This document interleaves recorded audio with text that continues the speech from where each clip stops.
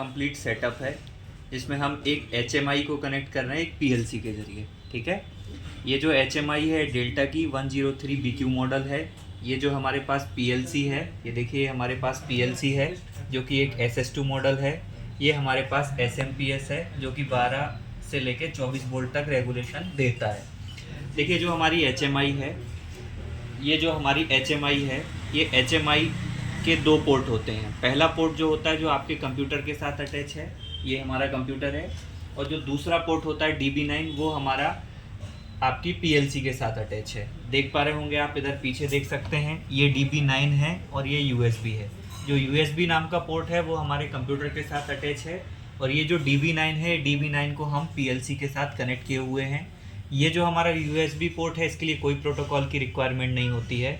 जो हमारा DB9 है इसके लिए RS485 की प्रोटोकॉल हम लोग यूज़ किए हुए हैं। तो इसके लिए RS485 पे यदि हमको कम्युनिकेशन कराना है तो इसके 1 नंबर की पिन को हमारी ये PLC की जो पिन है इसकी प्लस के साथ, और जो 6 नंबर की पिन है उसको माइनस के साथ हम लोग कनेक्ट किए हुए हैं। इस तरीके से 2 वायर प्लस और माइनस में हमारे PLC से कनेक्टेड हैं। ये हमारा DB9 है। ये हमारी जो PLC है उसकी सप्लाई के लिए 24 वोल्ट जो कि हम लोग SMPS से दिए हुए हैं, और जो हमारा ये जो कनेक्शन है ये कंप्यूटर से इसको कनेक्ट किए हुए हैं। अब देखिए जो हम फर्मवेयर डिज़ाइन करते हैं वो हमारे फर्मवेयर के लिए DOB सॉफ्टवेयर यूज़ करते हैं, जिससे आपका ये पूरा फर्मवेयर डिज़ाइन किया जाता है। जो हमारी PLC है, PLC के लिए प्रोग्रामिंग यदि हमको करनी है तो इसके लिए ISP सॉफ्टवेयर यूज़ करते हैं। उससे हमारा इसमें प्रोग्राम हमने डाला हुआ है। बेसिकली हम लोग एक लैचिंग के मतलब लैचिंग जो हमारा सिस्टम है, आउटपुट को कैसे लैच करते हैं हम लोग वो ऑब्ज़र्व कर रहे हैं कि किस तरीके से हमारा आउटपुट होल्ड होता है। इसके लिए हमने HMI के लिए 2 हमने इनपुट दिए, एक ऑन दिया है, एक ऑफ दिया है। तो ये जो 2 इनपुट हैं ये एक आउटपुट को कंट्रोल कर रहे हैं। जैसे ही मैं इसको ऑन करूँगा तो ये बल्ब ऑन हो जाएगा, ये ऑन करूँगा तो ये बल्ब ऑन हो जाएगा। अब मुझे इस बल्ब को ऑफ़ करना है तो मैं ऑफ़ का यूज़ करूँगा। ये जो टच पैनल है इसको हम लोग TFT बोलते हैं, और ये जो पूरा आप स्क्रीन देख रहे हो उसको HMI बोलते हैं। ये डेल्टा का मॉडल है। ये हमारे 2 इंडिकेटर हैं, दैट मीन्स ये बल्ब हैं। जब हम उसको ऑन ऑफ करेंगे तो ये बल्ब को इंडिकेटर के ज़रिए हमको पता चलेगा कि किस तरीके से आउटपुट परफॉर्म हो रहा है, मतलब ऑन हो रहा है और ऑफ हो रहा है। देखिए यदि हम इसको सिमुलेट करें तो ये मैंने इसको ऑन किया, ये मैंने ऑन किया तो ये देखिए HMI पे ऑन स्टेज दिखाई दे रही है। ये रियल टाइम सिमुलेशन है। ये हमारा ऑन इंडिकेटर ऑन हो गया।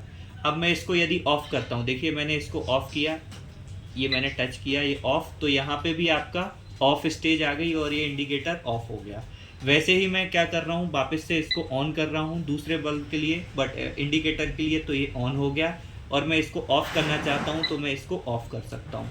इस तरीके से यदि हमको किसी HMI को SS2 PLC के साथ यदि हमको कम्युनिकेट करना है तो पहले हमको लैचिंग का कोई प्रोग्राम बनाना पड़ेगा जो PLC में डालेंगे, फिर HMI से हम उसको कनेक्ट करेंगे।